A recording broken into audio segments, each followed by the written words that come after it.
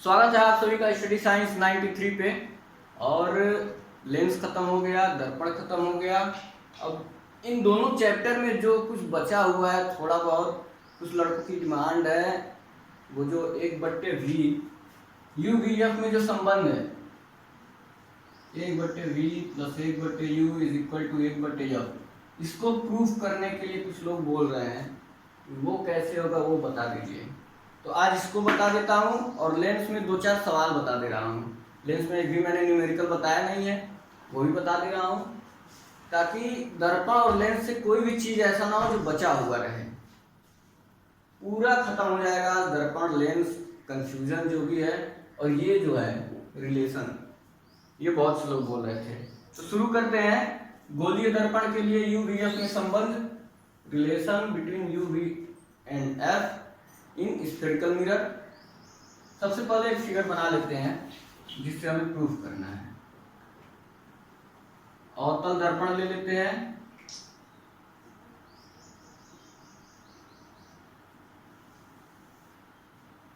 ये क्या है?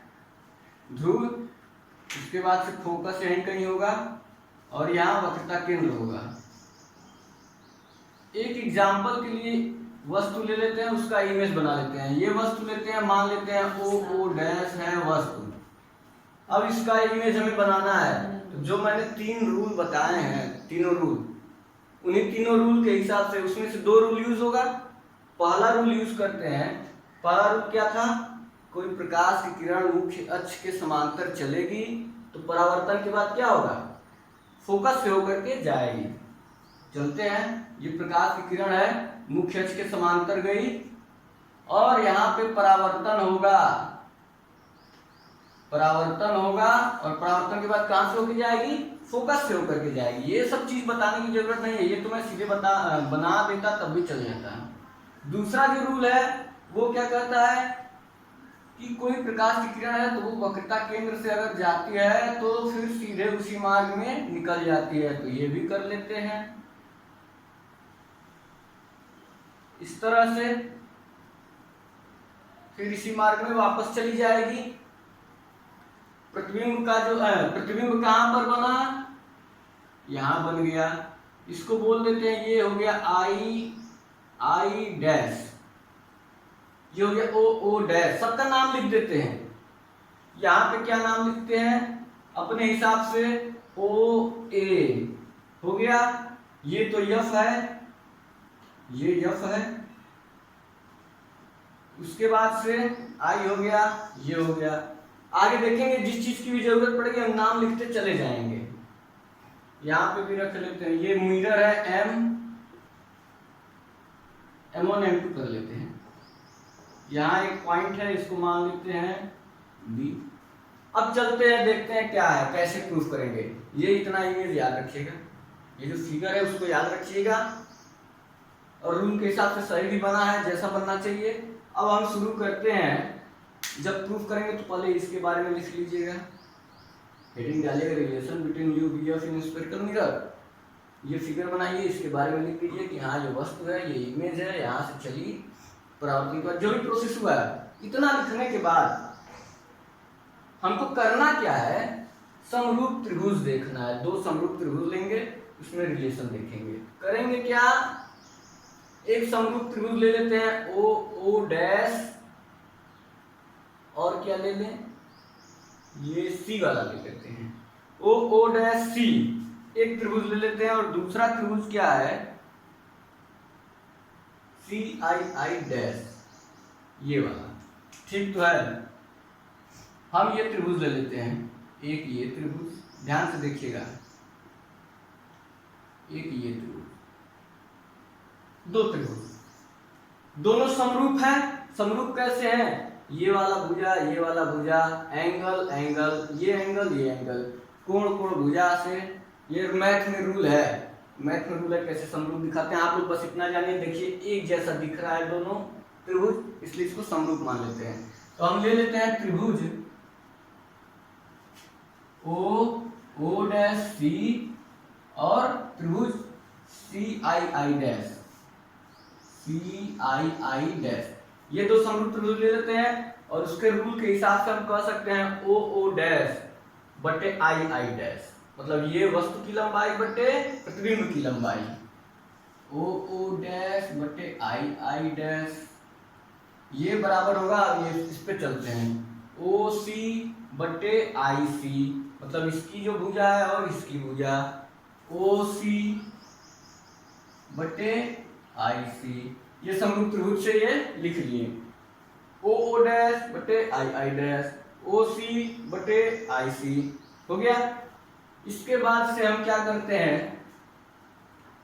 इसमें थोड़ा सा मॉडिफाई करें, एक और त्रिभुज ले लिया गया, इसके बाद से एक और त्रिभुज ले लेते हैं हम, ये त्रिभुज आई आई डैश एफ, ये इसके बाद से ये आई आई डैश एफ, अभी मैं लिख भी दूंगा, और एक त्रिभुज ये ले लिया जाए, मान लीजिए ये थोड़ा वक्र है, कर्व में है, इसको मान लेते हैं ये इस तरह से है, एन मान लेते हैं, थोड़ा सा डिफरेंस आ रहा है बस, और क्या, ये क्या हो जाएगा, ट्राइंगल ले लेते हैं। अब कौन सा ट्राइंगल लेना है, कौन सा, आई आई डैश एफ, ध्यान से देखिएगा, आई डैश एफ, और कौन सा ट्राइंगल, ये वाला ट्राइंगल ले लेते हैं, इसमें क्या हो जाएगा, F and A, F and A, ये दोनों ट्राइंगल, अब इसमें समरूप दिखाते हैं, तो क्या कहेंगे, आई आई डैश बटे, अगर ये ले लेते तो एपी, या फिर एपी की जगह पे, दोनों में बहुत माइन्यूट सा डिफरेंस है, तो एपी की जगह पे हम यही मान ले, ए एन मान लेते हैं, एपी की जगह पे ए एन, चलिए आगे अभी लिख देंगे, क्या कहेंगे, ओ ओ डैश, ओ ओ डैश नहीं सॉरी, आई आई डैश, ये त्रिभुज ले रहे हैं ना, आई आई डैश बटे क्या हो जाएगा, आई आई डैश बटे ये ए एन होगा, या फिर ए एन बटे आई आई डैश, थोड़ा सा और आसानी हो जाएगी आप लोगों के लिए, वो भी लिख सकते हैं, ए एन बटे आई आई डैश, ये बराबर होगा फिर इस त्रिभुज का एफ एन या एन एफ बटे क्या है, अच्छा एफ एन बटे इसका आई एफ, फिर से समझ लीजिए, जैसे यहाँ पे रूल लगाए इन दोनों में, वैसे यहाँ पे भी रूल लगाएंगे इन दोनों में, ए एन बटे आई आई डैश, ए एन बटे आई आई डैश, अब फिर ये आधार वाला आई एफ बटे, नहीं बड़ा वाला नहीं है, पहले बड़ा वाला, एन एफ बटे आई एफ, एन एफ बटे आई एफ, समरूप त्रिभुज यहाँ भी लग गया। इसके बाद से हम क्या करेंगे, देखेंगे कि ए एन की जगह पे हम क्या लिख सकते हैं, ओ ओ डैश भी लिख सकते हैं ना, ए एन की जगह पे ओ ओ डैश, जितनी बड़ी ये वस्तु है उतना ही बड़ा, देखिए ये समांतर गया है किरण, और ये मुख्य अक्ष है, उतना ही ये दोनों जो समांतर है उनके बीच की गैपिंग हर जगह सेम होगी, जितना बड़ा यहाँ पे उतना ही बड़ा ये ए एन भी होगा, तो हम कह सकते हैं कि जो ए एन है वो बराबर है ओ ओ डैश के, कह सकते हैं। यहाँ पे मैंने एफ एन मान लिया है, एपी को मैं लिख नहीं रहा हूँ, किताब में दिया है। अब जब ये मान लिए ए एन को, तो ए एन की जगह पे ओ ओ डैश भी लिख सकते हैं, ए एन की जगह पे ओ ओ डैश लिख सकते हैं, इसको लिखेंगे तो होगा क्या, ए एन की जगह पे ओ ओ डैश हो गया बटे आई आई डैश हो गया, ये बराबर एफ एन बटे आई एफ हो गया, इसको मान लेते इक्वेशन 3 है। अब देखिए 1 और 3 में कुछ दिख रहा है, इक्वेशन 1 और 3 में कुछ दिख रहा है, ओ ओ डैश बटे आई आई डैश, यहाँ भी ओ ओ डैश बटे आई आई डैश, मतलब कि ये जो है इसके बराबर है, और वही चीज इसके बराबर है, ये जो है ओ ओ डैश बटे आई आई डैश वो इसके बराबर है, और वही चीज किसके बराबर है, इसके बराबर, मतलब ये दोनों भी आपस में बराबर होंगे तभी तो इसके बराबर है, तो ये दोनों भी आपस में बराबर है, तो हम कह सकते हैं समीकरण 1 और 3 से क्या लिख सकते हैं, ओ सी बटे आई सी, कहां लिखा जाए, यही लिख देते हैं, OC बटे IC, ये किसके बराबर होगा, इसके बराबर, FN बटे IF के बराबर होगा। इतना क्लियर हो गया। इसको हम मान लेते हैं, इसको इक्वेशन 4। अब हम क्या करेंगे, सबकी वैल्यू रखते हैं। OC को क्या कह सकते हैं, OC, ये है OC। OC को हम कह सकते हैं, क्या कहेंगे OC को, OC को कह सकते हैं ये OP है, या फिर ON भी बोल सकते हैं। P और N बहुत आसपास हैं, कह सकते हैं OP में से ये C वाला घटा दें, NC। चलिए हम N नहीं, N को ही ले लेते हैं, N माना है ना, N को ही ले लेते हैं। P को मानते हैं N है, P को मान लेते हैं कि N है। अब चलिए हम क्या लिख सकते हैं, OC को ध्यान से देखिएगा, OC को क्या लिख सकते हैं, क्योंकि हमारे पास जो टर्म है हम जानते हैं इसको क्या बोला जाता है। ये F से लेके यहाँ तक की दूरी को क्या बोलते हैं, इसको बोलते हैं फोकस, बोलते हैं ना, -F में आएगा, इसको फोकस बोलते हैं। ये इमेज है, ये इमेज से लेकर के यहाँ तक की दूरी को क्या बोलते हैं, इसको V बोलते हैं। ये सब तो पता है। ये वस्तु है, वस्तु से यहाँ तक की दूरी क्या होती है, U होती है, ये भी पता है। वक्रता केंद्र है, वक्रता केंद्र से यहाँ तक की दूरी को क्या बोलते हैं, R बोलते हैं, ये भी पता है, सब कुछ पता है। अब इसी के टर्म में हमको लाना है, OC को क्या लिख सकते हैं, OC का कुछ दूरी है नहीं, OC को हम चाहे तो लिख सकते हैं ON, और इसमें से ये पूरे में से ये घटा दें। ध्यान से देखिएगा, ये पूरा ON ले लिए, और इसमें से अगर हम इसको घटा दें NC को घटा दें, बचेगा क्या, बस इतना ही बचेगा। क्लियर है, पूरे में से इसको घटा दे तो ये बच जाएगा। हमको यही मान चाहिए OC, तो हम OC को लिख सकते हैं OP या ON माइनस ये वाला पार्ट NC, या फिर आप लोग NP भी लिख सकते हैं, NP नहीं, CP भी लिख सकते हैं, जो चाहे लिख लीजिए, अगर यहाँ पे आप कर दिए बराबर तो। नीचे वाले IC को क्या लिख सकते हैं, IC, इसको भी कुछ बोल नहीं सकते RIF के टर्म में, तो IC को हम लिख सकते हैं, क्या लिखा जाए, क्या लिखा जाए, ध्यान आप लोग दिमाग लगाइए। IC को हम लिख सकते हैं ये वाला NC माइनस ये क्या है, NI लिख सकते हैं। ध्यान से लिखिएगा, ये हमको निकालना है, तो ये पूरे में से इतना निकाल दें, मतलब कि NC कहाँ गया, NC और माइनस ये NI लिख सकते हैं, ये दोनों हो गया। अब चलते हैं, FN को क्या लिख सकते हैं, F कहाँ है, FN, इसको तो आसान है, इसको F लिख सकते हैं, FN को F में लिख सकते हैं, F के टर्म में, इसको ऐसे ही रहने दे रहे हैं FN, उसको अभी हम F के टर्म में, स्मॉल f के टर्म में लिख लेंगे।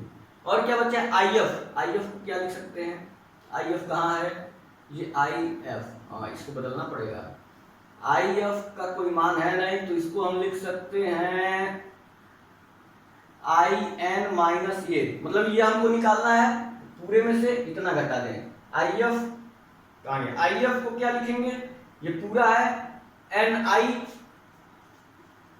और इसमें से घटा दिया जाए क्या, ये वाला NF घटा दिया जाए, सही है।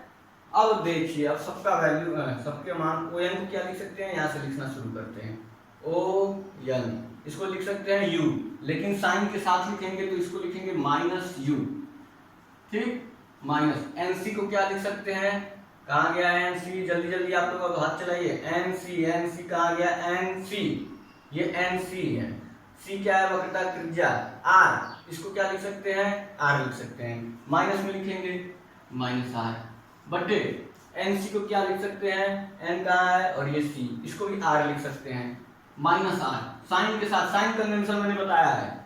उसके बाद से NI को क्या लिख सकते हैं, NI को लिख सकते हैं हम V लिख सकते हैं, मतलब -V, ये लिख दिए। एन एफ को क्या लिख सकते हैं, या एफ एन को, इसको लिखेंगे माइनस एफ। ओके, एन आई को क्या लिखेंगे, एन आई, इसको लिखेंगे एन आई, एन आई मतलब minus B, minus N F को क्या लिखेंगे, N F minus F. Clear है, ये लिख सकते हैं। इसके बाद से हम क्या करते हैं, हमको एक फार्मूला पता है, आगे यहां पे चलते हैं, इसके बाद यहां चलते हैं। हम जानते हैं आर की जगह पे क्या लिख सकते हैं, आर की जगह पे क्या लिख सकते हैं, एफ बराबर आर बटे 2।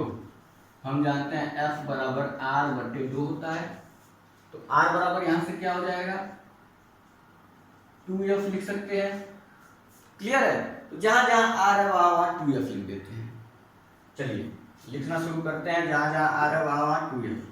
माइनस यू तो यहाँ पे है ही, माइनस यू, और ये माइनस माइनस प्लस हो जाएगा। मैं एक स्टेप और आगे बढ़ा के माइनस माइनस प्लस हो जाएगा, और आर की जगह पे 2f, ये हो गया।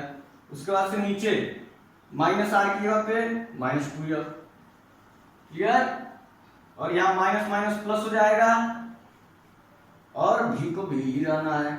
उसके बाद से ये माइनस एफ, तो यहाँ पे माइनस एफ ही रहेगा, और ये माइनस भी, और क्या हो जाएगा, ये प्लस हो जाएगा, माइनस माइनस एफ। ये आ गया एक इक्वेशन, और इसको हम मान लेते हैं 4। बस यहीं तक मेहनत थी। इसके बाद से हमको क्या करना है, तो ये गुणा करना है इस वाले टर्म का इसमें, इस वाले टर्म का इसमें, फिर सॉल्व कर देना है, आंसर आ जाएगा।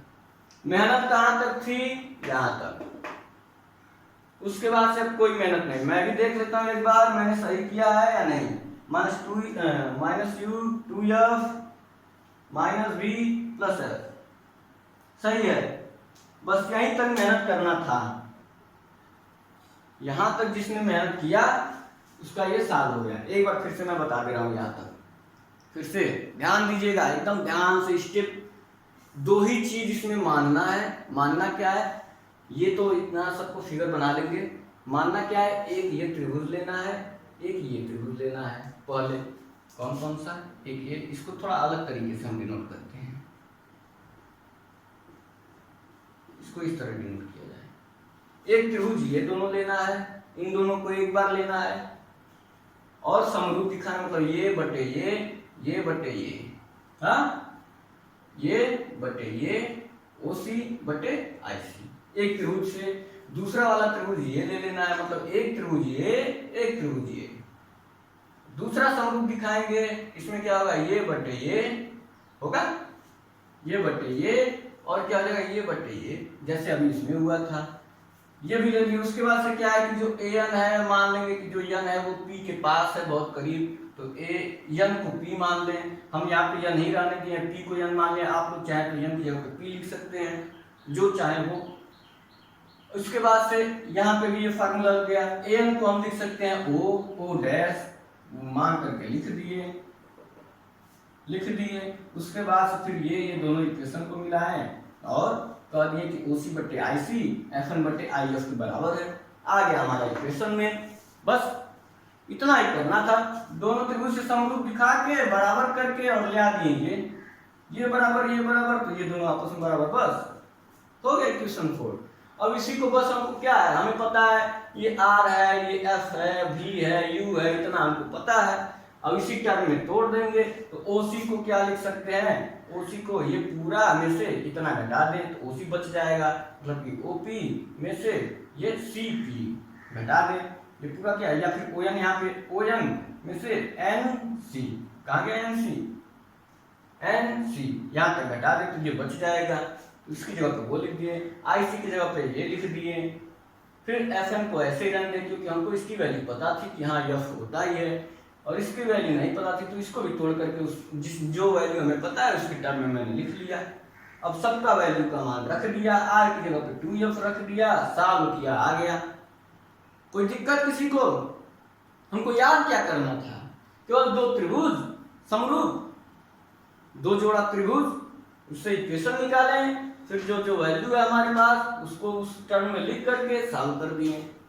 अब हम क्या करेंगे, इसको सॉल्व करेंगे। तिर्यक गुणा करेंगे, इसका गुणा इसमें, इसका गुणा इसमें, ये भी करना पड़ेगा। कर देते हैं एक लाइन और 2 लाइन, क्या हो जाएगा माइनस यू प्लस 2f। दिख रहा है कि नहीं? साफ साफ दिख रहा है कि नहीं? दिख रहा है। ये इसका गुणा इसमें हो गया बराबर माइनस एफ तो है ही, फिर इसका गुणा माइनस 2f प्लस बी।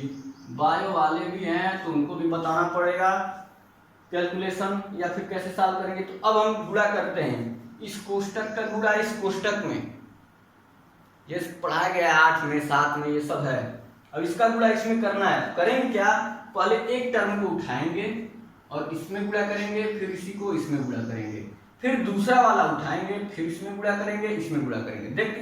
देखिए कैसे करते हैं। माइनस यू को उठाते हैं, पहले इसमें गुणा करेंगे तो माइनस माइनस तो प्लस हो जाएगा, बच जाएगा यू भी।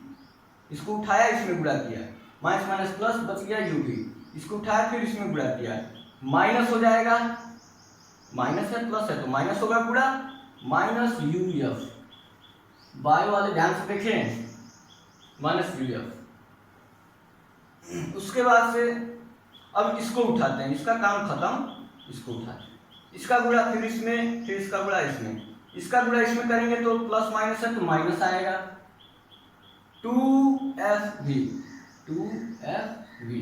इसका गुणा अब करेंगे इसमें तो प्लस ही रहेगा, क्या हो जाएगा 2f²। हो गया इसका गुणा, गुणा हो गया ये। अब हम इसको शुरू करते हैं, तो इसमें तो और आसान है, केवल f का इसमें, फिर f का इसमें। f का गुणा करेंगे माइनस माइनस प्लस हो जाएगा, इधर लिखेंगे 2f²। उसके बाद से इसका गुणा इसमें करेंगे तो माइनस होगा fb, यही ना होगा, इसका भी गुणा होगा। अब देखेंगे यहाँ पे 2f, ये 2f, अगर इसको हम इधर लेके आएंगे तो माइनस होगा, पक्षांतर करेंगे तो इसको इधर लेके आएंगे माइनस होगा, और जब माइनस होगा तो क्या होगा, माइनस होगा तो 0 हो जाएगा, तो हम कहें कि ये कट जाएगा, 0 हो जाएगा घट करके, तो हम यहीं से हटा देते हैं, यहीं से हटा देते हैं, ये 0 हो गया। बचा कि हमारे पास u v minus u f minus 2fv, और ये fv और इधर लेके आते हैं तो प्लस fv बराबर 0। माइनस 2fv है प्लस fv है, बचेगा क्या, -2 में से 1 घटाएंगे, प्लस 1 होगा, -2 प्लस 1 क्या आएगा, -1 आएगा। तो यहाँ पर क्या है, -2fv और 1fv प्लस में, तो क्या होगा, केवल fv आएगा। आगे लिख देता हूं मैं, जगह कम है, यू भी माइनस यू एफ, और यहाँ क्या बचा माइनस एफ वी, ये इज इक्वल टू 0। अब हम करेंगे क्या, माइनस वाले को एक साइड करते हैं, प्लस वाले को एक साइड। माइनस वाले को इधर ही, मान लीजिए माइनस वाले को उधर लेके गए, प्लस वाले को इधर, तो यू भी यहीं रह गया और माइनस वाला उधर गया यू एफ, और ये वाला भी गया तो प्लस हो जाएगा यू भी। हुआ, यहां तक किसी को दिक्कत नहीं होना चाहिए, बस आ गया अब आंसर। अब क्या करेंगे, डिवाइड करेंगे, dividing by you V F, तीनों से डिवाइड करते हैं, यू वी एफ से डिवाइड इसमें भी करेंगे, इसमें भी करेंगे, इसमें भी करेंगे। कहाँ करें, यहाँ करते हैं।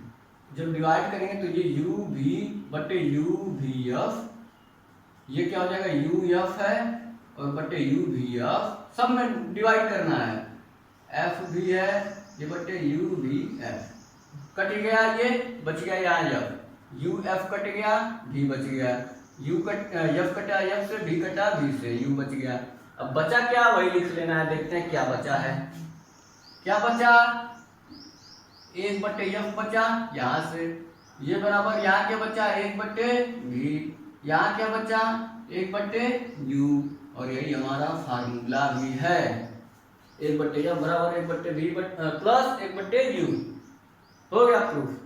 ध्यान दीजिएगा, देखना क्या है, बस ये त्रिभुज और ये त्रिभुज, इन दोनों को समरूप अगर दिखा दिए और यहाँ तक पहुंच गए हैं, तो यहाँ तक पहुंचने में आसान भी है, करना ही क्या था, बस ये समरूप, ये समरूप, ये जो है इसके बराबर, और उसके बाद से आ गया चौथा इक्वेशन। चौथा इक्वेशन आने के बाद जो यू हमको पता है यू बी आर एफ, इसके टर्म में हम इसको तोड़ देंगे और वैल्यू रख दिए, वैल्यू रख दिए 4 है तो ये तो 5वां होगा, वैल्यू रख दिए। अब इसके बाद जितने लोग हैं सब लोग कर सकते हैं, मैथ का कैलकुलेशन है, ये तो 6, 7 और 8 स्टैंडर्ड का है, कैलकुलेशन ही करना है, फिर ये पूरा करके सॉल्व करना है, सॉल्व हो गया। तो देखना क्या था, बस ये और ये। क्लियर है? इसी तरह से अगर हम ले लेंगे, ये तो क्या था, उत्तल दर्पण था, उत्तल दर्पण भी ले लेते तो यही फार्मूला आता है।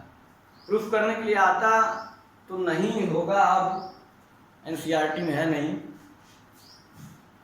लेकिन आ भी सकता है। तो अब मैं इसे साफ कर रहा हूं और कुछ टाइम दे देता हूं, अगर बचा है तो लेंस के बारे में बता देता हूं। सवाल जैसा दर्पण का सवाल है वैसे ही लेंस का भी सवाल है। कितना मिनट है? 25।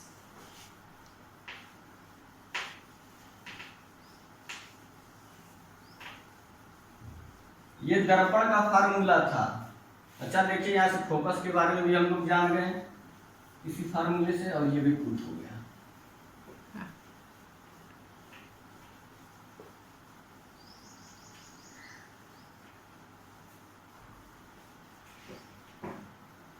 लेंस का 1-2 सवाल बता दे रहा हूं, थोड़ा सा टाइम बचा है।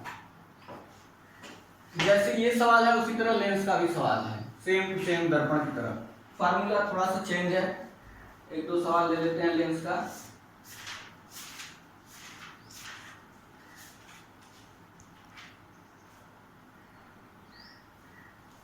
फार्मूला थोड़ा सा चेंज है, उसमें 1/v माइनस 1/u 1/f दिख रहा है, यही है फार्मूला। इसी पे लगेगा सवाल। एक सवाल लेते हैं,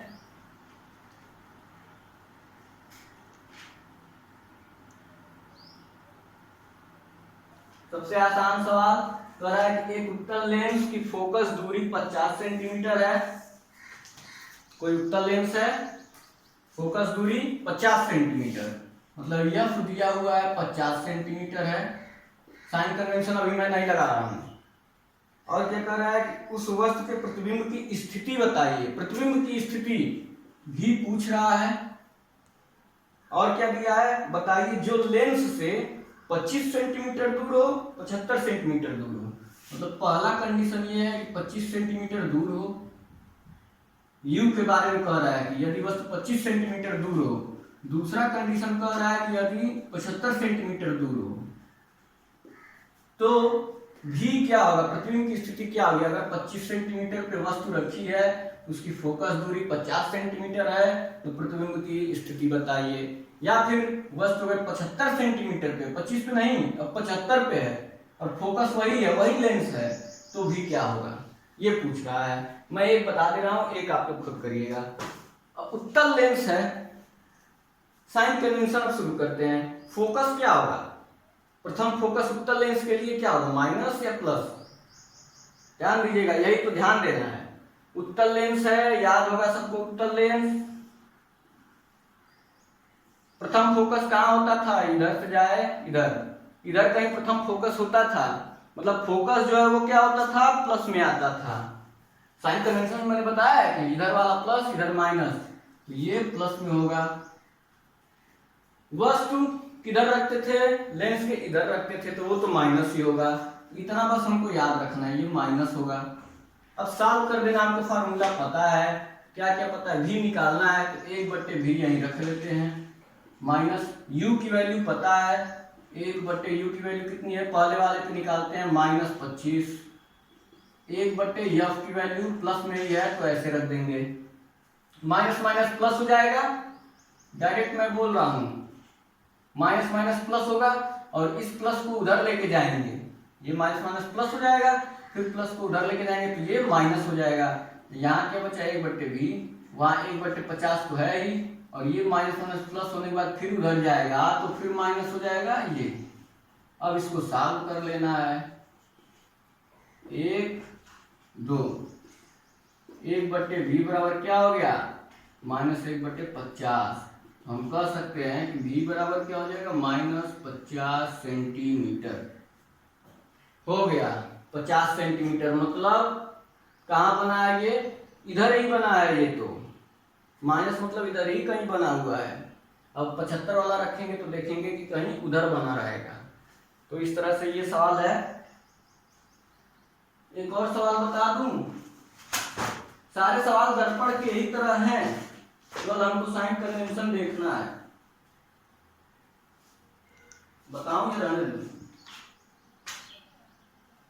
लेंस की क्षमता के बारे में तो बता ही दिया हूं, कैसे निकलेगा।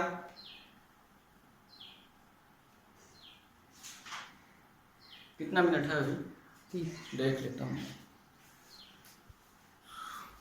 टाइम ज्यादा हो रहा है, क्लास अगर लंबा हुआ तो बोर हो जाएंगे आप लोग, इसलिए सवाल मैंने एक बता दिया, बाकी सब इसी पे है, सब इसी पे आधारित है।